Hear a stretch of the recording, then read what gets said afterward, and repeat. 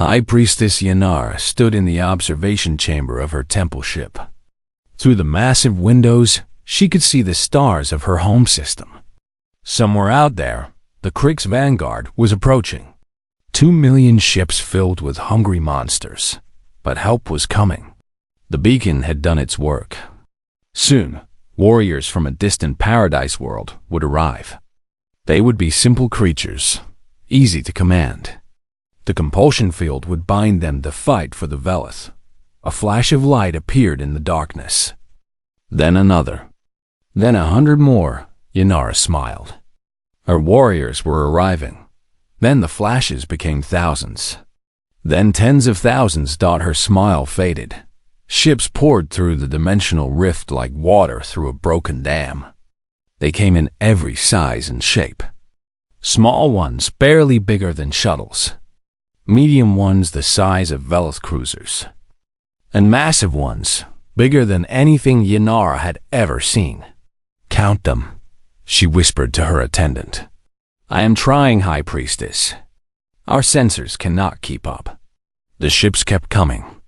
They spread out across the system in perfect formation, moving with a coordination that spoke of long practice.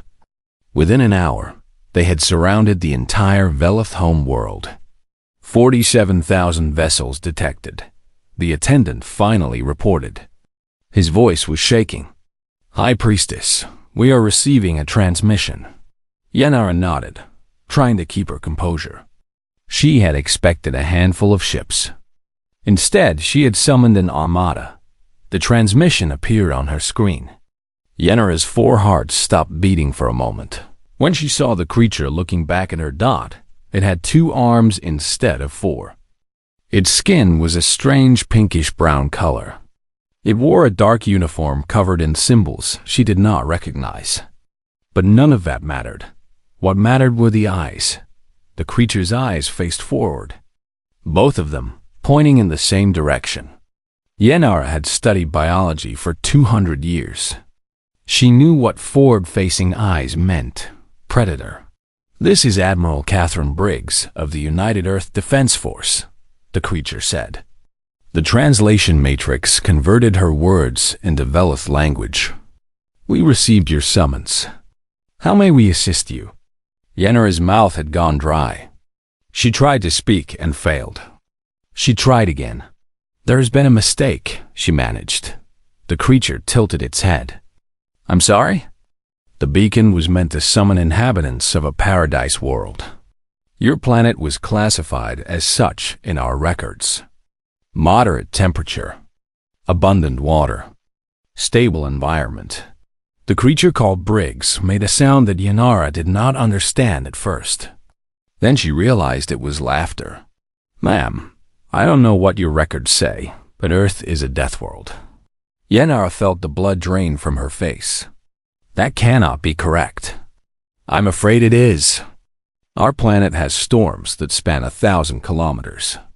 We have earthquakes that flatten cities and volcanoes that can block out the sun for years.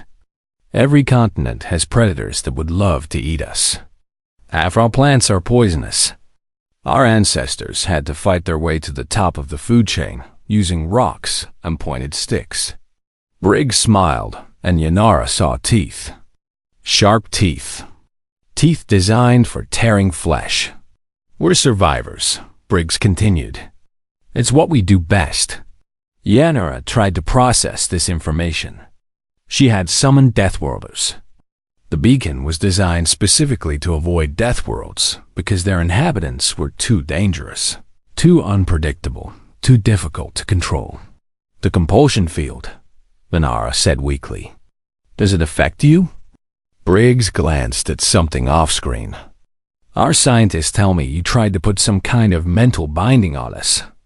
It didn't work. Whatever technology you used, it just bounces off human minds." Of course it did.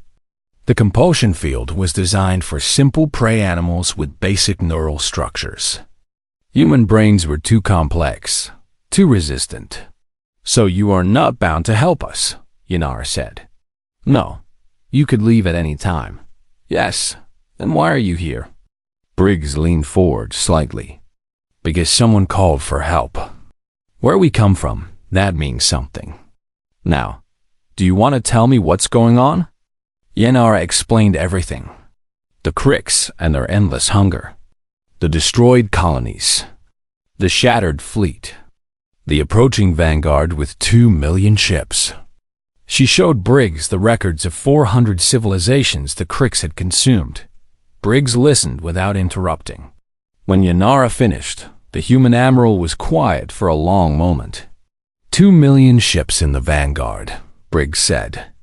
How many in the main fleet? Approximately 12 million. And you have 300 ships left. 342. Briggs nodded slowly. Something had changed in her expression. The casual friendliness was gone. In its place was something harder. Something colder. I need to speak with my fleet, Briggs said. Give me a few hours. The transmission ended. Yenara sank into her chair, her forearms hanging limp at her sides. She had made a terrible mistake. She had summoned predators to fight predators, and now she had no control over either group. The Krix would arrive soon. 2 million ships against 300 Velith vessels and 47,000. Human ships. The numbers were still bad. The Krix outnumbered them 40-1. But as Yenara watched the human fleet organizing itself in the void, she realized something. These creatures had crossed an entire galaxy because someone asked for help. They had brought everything they had, military and civilian alike. They were insane, but maybe that was exactly what the Velith needed. In the distance, the first Krix scouts appeared on long-range sensors. They were early. The vanguard would arrive within days, not weeks. The battle for Velith Prime was about to begin. And the fate of a civilization rested on the shoulders of Deathworlders, who had no obligation to fight and every reason to flee. Yenara looked at the human fleet one more time. The massive dreadnoughts. The swarms of smaller vessels. The lights blinking in the darkness like defiant stars. For the first time in months, she allowed herself to feel something other than despair. She felt hope. The Velith had ruled their corner of the galaxy for 12,000 years. They were a peaceful species with purple skin and 4 arms. They built beautiful temples and studied the stars. They had never needed to fight because they had a secret weapon. An ancient artifact called the Beacon of Kethros. The beacon was old. So old that nobody remembered who had built it. But the Velith knew what it did. When they faced an enemy too powerful to defeat, they could activate the beacon. It would reach across the stars and summon warriors from distant worlds. These warriors would fight for the Velith until the enemy was destroyed. High Priestess Yenara stood before the beacon now. She was old for a Velith, nearly 300 years. Her purple skin had faded to a lighter shade, and her 4 hands trembled as she prepared the ritual. Behind her, the capital city burned. The Krix had come. The Krix were monsters. They looked like giant insects, each one the size of a ground vehicle. They traveled in ships made from living tissue, grown from asteroids they had consumed. They did not talk. They did not negotiate. They simply ate everything in their path and moved on to the next world. The Velith had tried to fight them. 8,000 ships against millions. It had not gone well. Now only 300 Velith ships remained, and the Krix vanguard was just days away from the home world. Yenara had no choice. She had to use the beacon. Her acolytes gathered around her, chanting in the old language. Purple lightning crackled around the obsidian spire. The air smelled like burning metal. Yenara felt the power building, felt it pressing against her mind like a heavy weight. She entered the coordinates carefully. The beacon needed a target, a world to summon warriors from. The records showed a small blue planet on the edge of a distant galaxy. Scans had classified it as a paradise world. Moderate temperatures, liquid water, breathable air, perfect conditions for life. Paradise worlds produced gentle species. Prey animals with soft bodies and fearful minds. They would be easy to control, easy to direct against the cricks, the beacons. Compulsion field would bind them to serve the Velith until the threat was eliminated. Yanara pressed her hand against the beacon and released the signal. The beacon discharged with a sound like thunder. A pulse of energy shot outward, traveling faster than light, crossing the void between galaxies in the blink of an eye. On the other side of the universe, every human ship with a faster-than-light drive received the signal at the same moment. Admiral Catherine Briggs was on the bridge of the carrier constellation when it happened.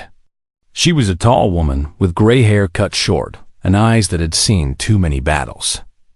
She had served in the United Earth Defense Force for 40 years, and she had never seen anything like this. Her navigation officer turned pale. His hand shook as he checked his instruments again and again. "Ma'am," he said, "something just appeared in our navigation computer. A set of coordinates and a message." "What kind of message?" "It says, 'We require your presence. Come.'" Briggs frowned. "That's it? No identification? No explanation?" "Nothing else, ma'am." "And Admiral, it's not just us. Every ship in the fleet received the same signal. Every ship everywhere." Briggs felt a chill run down her spine. Humanity had spread across 100 worlds. They had built space stations and mining colonies and research outposts. They had sent probes to distant stars and listened for signals from other civilizations. They had never found anyone.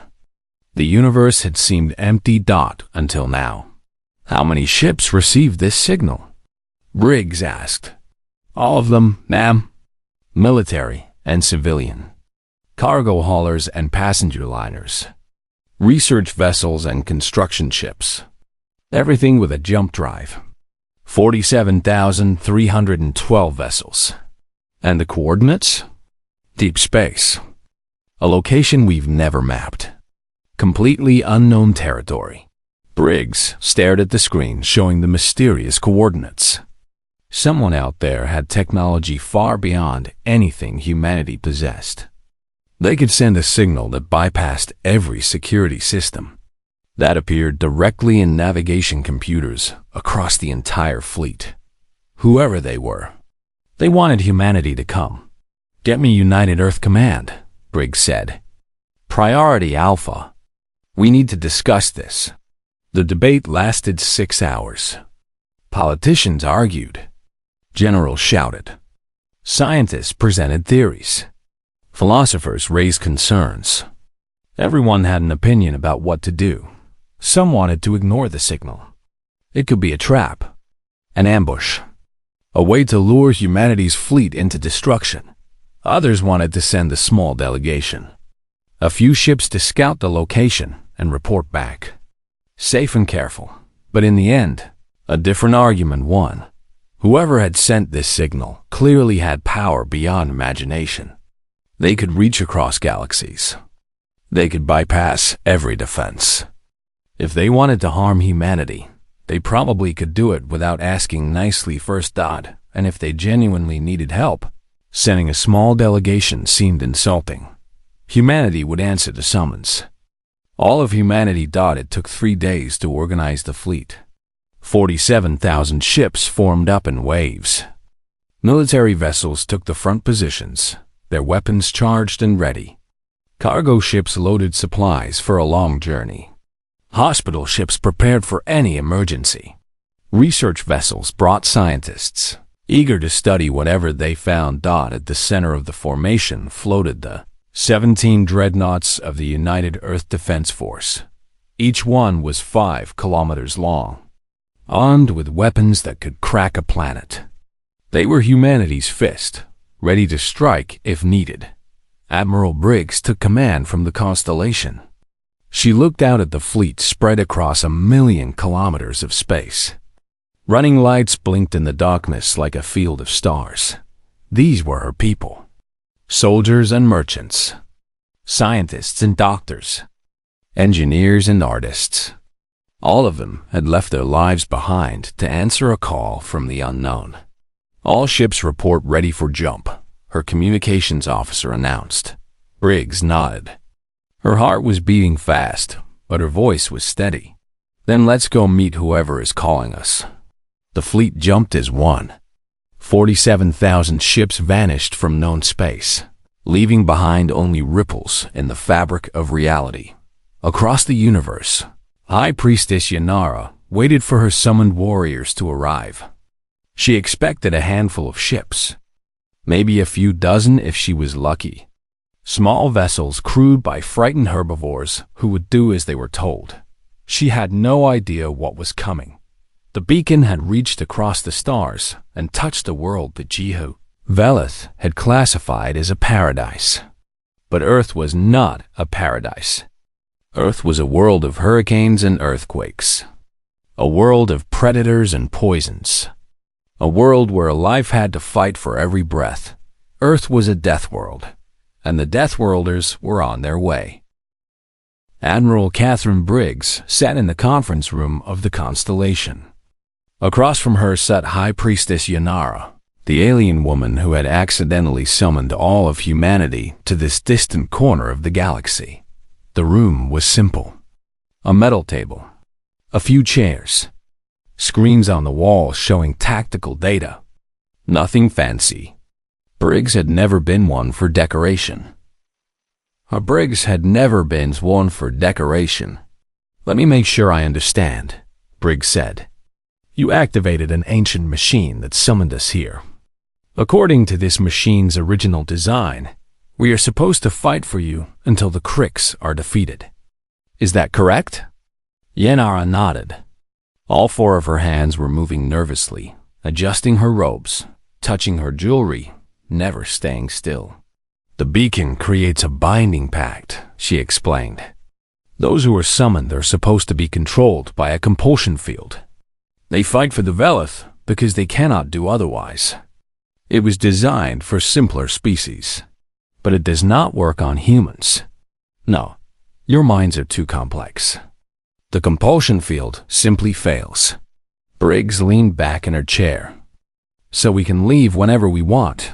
"Yes, interesting." Briggs was quiet for a moment. She thought about the situation carefully. 47,000 human ships had traveled across the galaxy because of a mysterious signal. They had no obligation to stay. No magical force binding them to fight. They could go home right now and pretend none of this had ever happened. But there were things Briggs needed to know first. "Tell me about the Crick," she said. Yenara activated a holographic display. An image appeared in the air above the table. It showed a creature that looked like a massive insect, with armored plates covering its body and blade-like arms designed for cutting. "The Cricks do not communicate," Yenara said. "We have tried for centuries. They do not respond to any signals. They do not negotiate. They do not accept surrender. They simply consume everything and move on." "Have they ever been defeated?" "Small victories, delaying actions, but no one has ever stopped them permanently. They have destroyed 417 civilizations in this region of space. We have records of each one." Briggs studied the holographic image. The Crick ships were organic, grown rather than built. They looked like massive space-going insects, bristling with weapons that could fire superheated plasma. "How many ships in their vanguard?" 2 million. "And their main fleet?"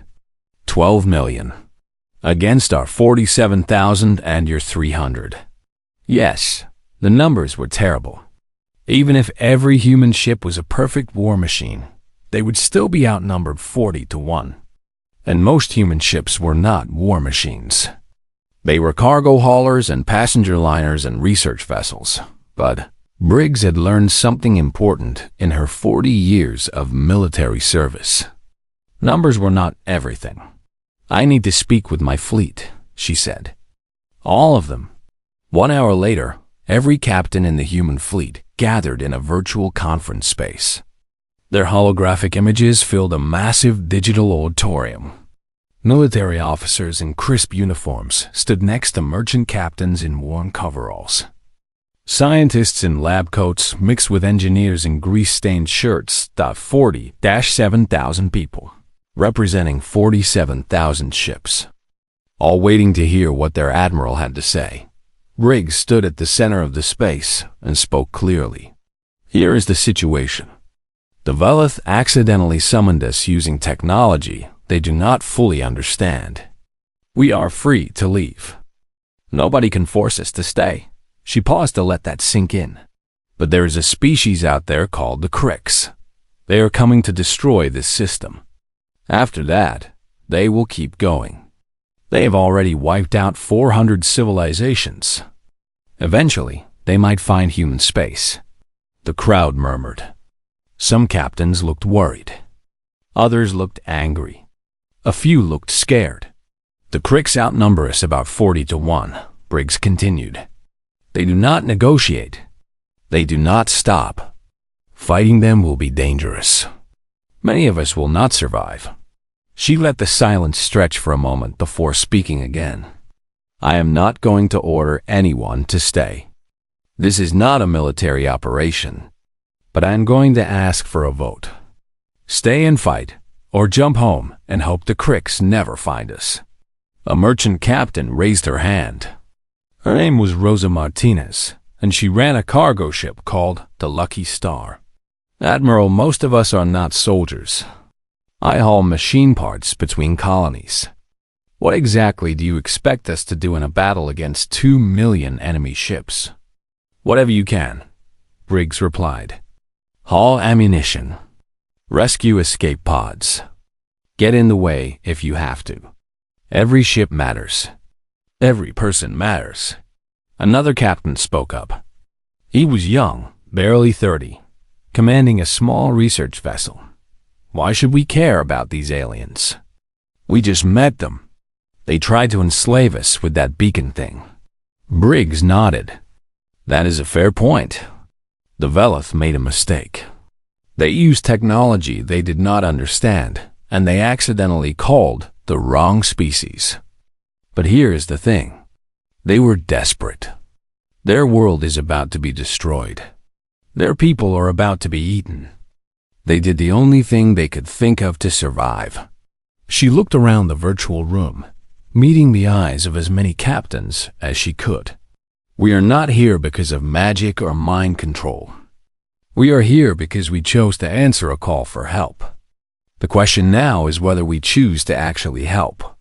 The vote took less than 10 minutes. 40-7,000 ships. 47,000 captains. 46,893 voted to stay. The remaining 419 ships jumped home. They carried messages for families and loved ones, just in case the fleet did not return. Briggs watched them go without anger. They had made their choice, and she respected it. Not everyone was ready to die for strangers, but almost everyone was. She opened a channel to High Priestess Yenara. We are staying, Briggs said simply. Yenara's image appeared on the screen. Her four hands had finally stopped moving. Her eyes were wide with something that looked like disbelief. You voted to fight? All of you? Most of us. The ones who left will tell our families what happened here. The rest of us are going to make sure your people survive. But why? You owe us nothing.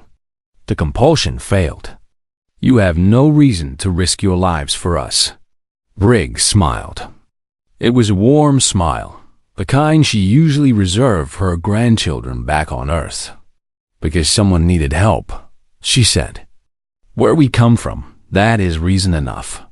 Yenara was silent for a long moment. When she finally spoke, her voice was thick with emotion.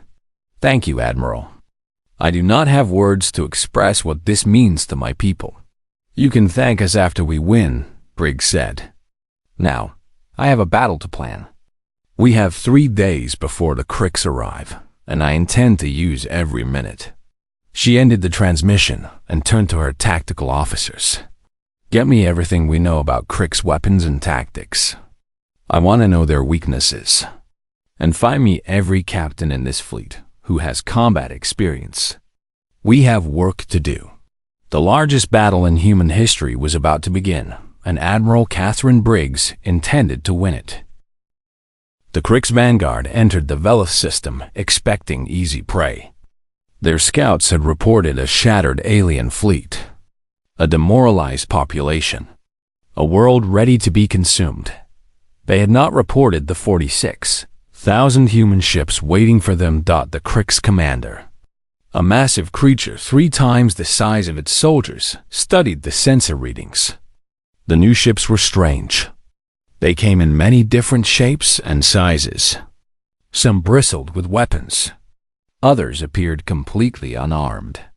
They had arranged themselves in a defensive formation around the 4th planet. The commander did not feel fear. The Cricks had never learned how to feel fear. They had destroyed 400 civilizations.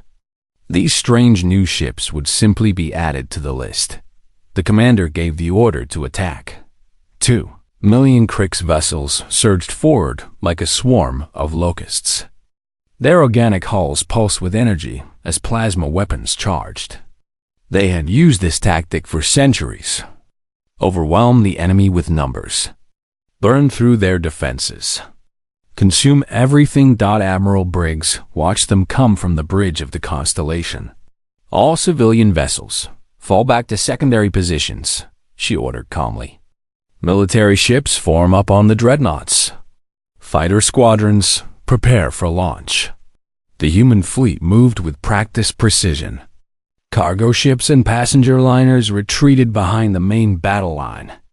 The 17 dreadnoughts took the center position, their massive hulls gleaming in the light of distant stars. Cruisers and destroyers spread out on the flanks. The first Crick's plasma burst reached the human line. The dreadnought Ironside took the initial hit. Captain Lisa Monroe stood on her bridge, watching the enemy fire wash over her ship's shields. The shields flickered. Sparks flew from a few consoles. But they held. Damage report, Monroe called out. Shields at 87%, Captain. No hull breaches. Monroe smiled grimly. The Cricks had never faced human shield technology before. They were in for a surprise. Return fire, she ordered. The Iroside's main battery spoke. Each shot was a focused nuclear explosion, compressed into a beam of pure destruction. Where it touched Crick ships, they simply stopped existing. The first volley destroyed 100 enemy vessels in less than a second, but there were 2 million Crick ships, and only 17 dreadnoughts. Carriers, launch all fighters, Briggs commanded. Cruisers, maintain the shield wall. Destroyers, begin flanking maneuvers. Human fighters poured into space by the thousands. They were small and fast, piloted by men and women who had grown up racing through asteroid belts for entertainment. They dove into the Crick's formation like sharks into a school of fish. Lieutenant Danny Ortiz was one of the first to engage. He was 23 years old and had been flying since he was 12. His parents had operated a mining station in the asteroid belt, and young Danny had learned to navigate debris fields before he learned to drive a ground car. He spotted a gap in a Crick's capital ship's armor. The organic hull had a weak point where 2 sections joined together. Without hesitation, he flew directly toward it. Ortiz, what are you doing? His squadron leader shouted over the radio. Trust me, Ortiz replied. He flew into the gap, his fighter scraping against the organic walls. Inside the Crick ship, the corridor was dark and wet. Ortiz did not care. He armed his fighter's fusion core for overload and ejected a split second before it detonated. The explosion tore the Crick's capital ship apart from within. Debris scattered across 1,000 kilometers. Someone want to give me a ride back to the carrier? Ortiz called from his escape pod. I want another fighter. His squadron leader laughed despite the chaos around them. You are absolutely insane, Lieutenant. I prefer the term creative. The battle raged for hours. Human ships took damage. Some were destroyed. Thousands of good people died in the cold void of space. But for every human ship lost, 100 Krix vessels were eliminated. The civilian ships played their role as well. Cargo haulers ferried ammunition to warships running low on ordnance. Hospital ships moved through the battle zone, plucking escape pods from the debris and treating wounded crew members. Engineering vessels performed emergency repairs on damaged warships. Keeping them in the fight, Captain Roy Patterson commanded the Paradise Dream, a luxury cruise liner that had been carrying tourists to the outer colonies when the summons arrived. His ship had no weapons, no armor, no business being in a war zone. But when a cluster of Krix ships broke through the main line and headed for a crippled human cruiser, Patterson did not hesitate. "All passengers to the escape pods," he announced over the ship's speakers.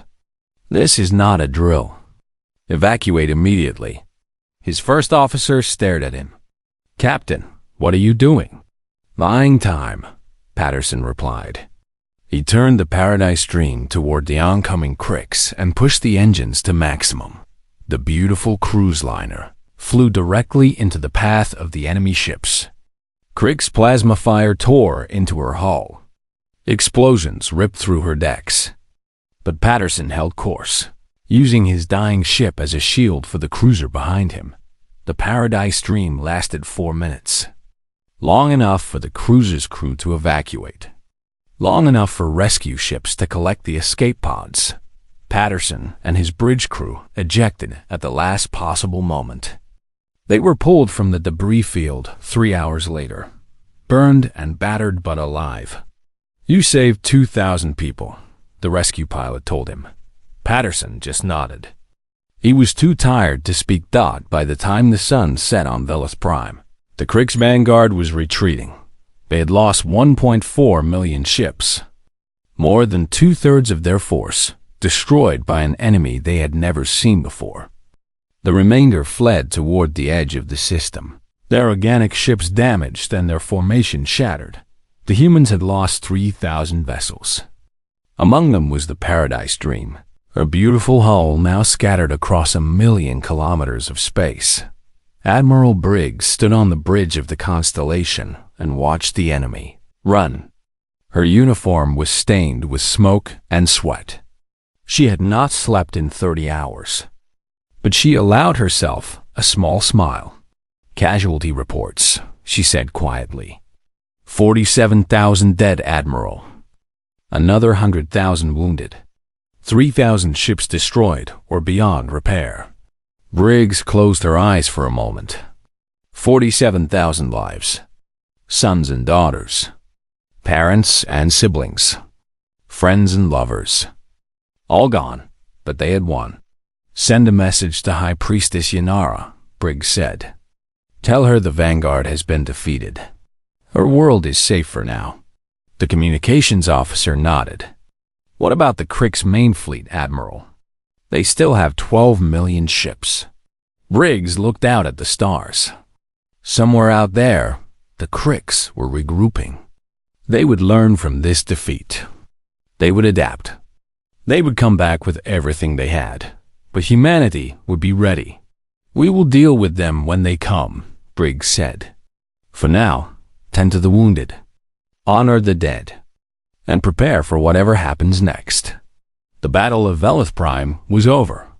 The first victory against the Krix in recorded history had been won by a species that had crossed the galaxy to help strangers. The Deathworlders had proven their worth. The Krix main fleet never came. For 3 months after the Battle of Velis Prime, humanity waited. They repaired their damaged ships. They mourned their dead. They built memorial stations in orbit around the planet, listing the names of everyone who had fallen in the battle. 40,000-7,000 names, carved into metal that would last forever.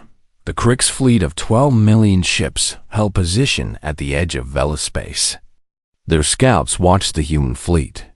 Their commanders analyzed the battle data again and again. They had never lost a vanguard force before. They had never faced an enemy that fought with such ferocity. And then, one day, they simply left, not just from Velith territory, from the entire sector. They pulled their forces back to their home systems. They fortified their borders. They stopped advancing. For the first time in recorded history, the Krix horde was afraid. Admiral Briggs received the news in her quarters aboard the Constellation. She was sitting at her desk, writing letters to the families of fallen crew members. It was the hardest part of command, but she refused to let anyone else do it. Her communications officer appeared at the door, breathless with excitement. "Admiral, the Krix are retreating. All of them. They're going home." Briggs set down her pen. "Are you certain?" "Long-range sensors confirm it, ma'am. Their entire fleet is withdrawing. The Velith are reporting the same thing from their observation posts." Briggs leaned back in a chair and let out a long breath. They had won. Not just a battle, but the war. She allowed herself a moment of quiet satisfaction before standing up. "Inform the fleet. And get me High Priestess Yanara. I believe we have some things to discuss." The meeting took place on Velith Prime, in the same temple where Yanara had activated the Beacon of Kethros 3 months earlier. The obsidian spire still stood at the center of the chamber, though it was dark now. Its power had been exhausted by the summoning. Briggs walked through the halls with an honor guard of human soldiers. The Velith they passed stared at them with a mixture of gratitude and fear. They had never seen Deathworlders before. They had only heard stories, legends of violent species that conquered everything in their path. But these Deathworlders had saved them. Yanara waited in the main chamber. She looked different than she had 3 months ago. The fear and desperation were gone from her eyes. In their place was something that looked like peace. "Admiral Briggs," she said, bowing her head respectfully. "I do not have words to express what you have done for my people." Briggs returned the bow. "We did what anyone would do. We helped because we could." "No," Yanara said softly. "That is not what anyone would do.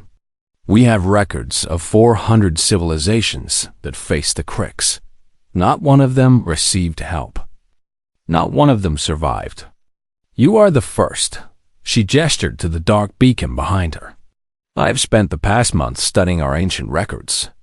The Beacon of Kethros was built by a species that existed long before the Velith. They created it as a weapon of last resort, a way to summon warriors from across the stars. But they designed it to find docile species. Controllable species." She turned back to Briggs. "They specifically avoided Deathworlds because they believed Deathworlders would be too dangerous, too unpredictable, too difficult to control." "They were probably right," Briggs said with a small smile. "Yes, but they were also wrong." Yenara's 4 hands clasped together. They assumed that power without control would lead to destruction. They never considered that Deathworlders might choose to help without being forced. Briggs was quiet for a moment. She thought about the vote that had taken place 3 months ago. 46,000 ships choosing to stay and fight for strangers. Choosing to risk everything for people they had never met. "We are not good because we are controlled," Briggs said finally. "We are good because we choose to be." Yanara nodded slowly. "I understand that now. I think the rest of the galaxy will need to understand it as well." She activated a holographic display. A map of the local region appeared, showing hundreds of star systems scattered across the void. "The Galactic Council will want to meet you. There are thousands of species in this part of the universe. Some are peaceful.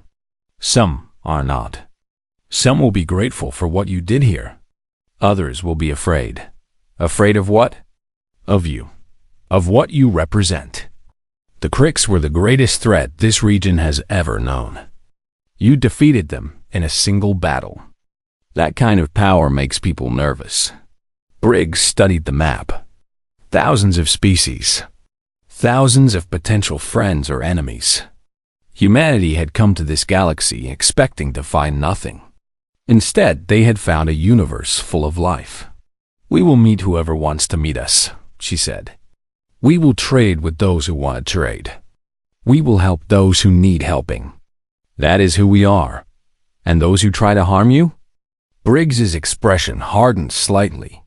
"Then they will learn what the Cricks learned. Humans do not start fights, but we finish them." The fleet departed 3 days later. They left behind a communications relay, a permanent link between Veloth space and human territory. They left behind promises to return, to establish embassies and trade routes and cultural exchanges, and they left behind a warning.